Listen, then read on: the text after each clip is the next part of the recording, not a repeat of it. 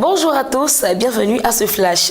Femme, sur toi le Seigneur se lève, tiré du livre prophétique d'Ésaïe, le chapitre 60, verset 2. Tel est le thème de la 27e édition de la Convention annuelle des femmes de l'église évangélique Buisson-Adam, dénommée Distinction 2017.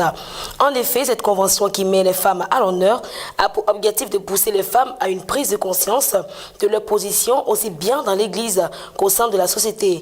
4 oratrices sont prévues pour ce programme.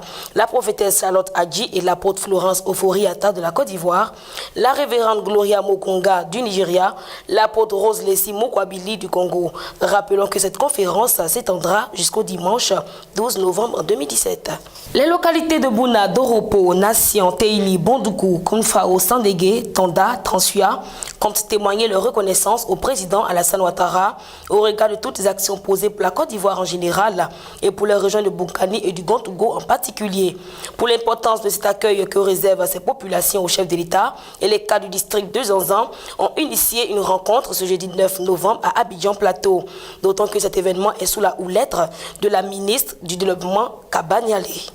L'auditorium du CRREA UEMOA à Abidjan a abrité ce jeudi 9 novembre 2017 la cérémonie de signature d'accord du partenariat entre la London Stock Exchange Group, la Bourse de Casablanca et la Bourse régionale des valeurs mobilières BRVM dans le cadre du lancement du programme Elite BRVM Lounge pour les PME de l'Union économique et monétaire ouest-africaine. Ces institutions financières ont décidé d'unir leurs forces et de mutualiser leurs expériences pour accompagner les petites et moyennes entreprises de notre Union dans l'amélioration de la gouvernance et de la gestion de leur performance en vue de faciliter leur accès au financement. C'était en présence du directeur de la BRVM Edo Kosé à Menouve, le directeur général de la Bourse de Casablanca, Harim Hadji, la directrice des partenariats de la Bourse de Londres et l'État ivoirien chargé du budget et du portefeuille de l'État, Moussa Sanogo, représentant le Premier ministre Amadou Gon Coulibaly. Les éléments des forces spéciales, une unité d'élite de l'armée ivoirienne, se sont engagés à leur tutelle à développer plus de qualité pour la protection des populations. Le jeudi 9 novembre 2017, la base de cette unité de l'armée, située dans une commune d'Adiaké, à environ 94 km d'Abidjan, dans le sud-est ivoirien, a ouvert ses portes aux milices d'État ivoiriens, milice de la Défense, Ahmad Bakayoko, qui s'est imprégné des difficultés de ces hommes. Selon le ministre, ils sont dans les difficultés et des conditions difficiles pour bâtir quelque chose. Ahmed Bakayoko a promis de travailler pour l'amélioration des conditions de vie et de travail des forces spéciales dont il est admiratif.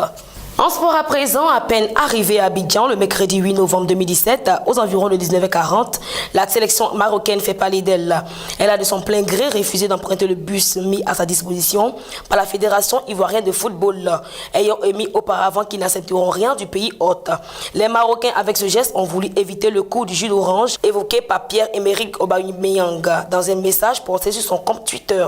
L'attaquant de Borussia Dortmund avait indiqué que la moitié de l'équipe et le staff souffraient des mal de ventre incroyables à cause, selon lui, d'un sacré jus d'orange. Pour rappel, le Maroc était confronté au Gabon lors de la 5e journée des éliminatoires du Mondial 2018. Ce mercredi 8 novembre 2017, dans la soirée, le flux de manifestations pour la libération des membres du gouvernement catalan actuellement en détention provisoire, ainsi que pour 2 leaders indépendantistes derrière les barreaux, battait son plein. Lutter dans les rues, mais également massivement dans les urnes lors des élections législatives du 21 décembre 2017. Voici les objectifs des indépendantistes.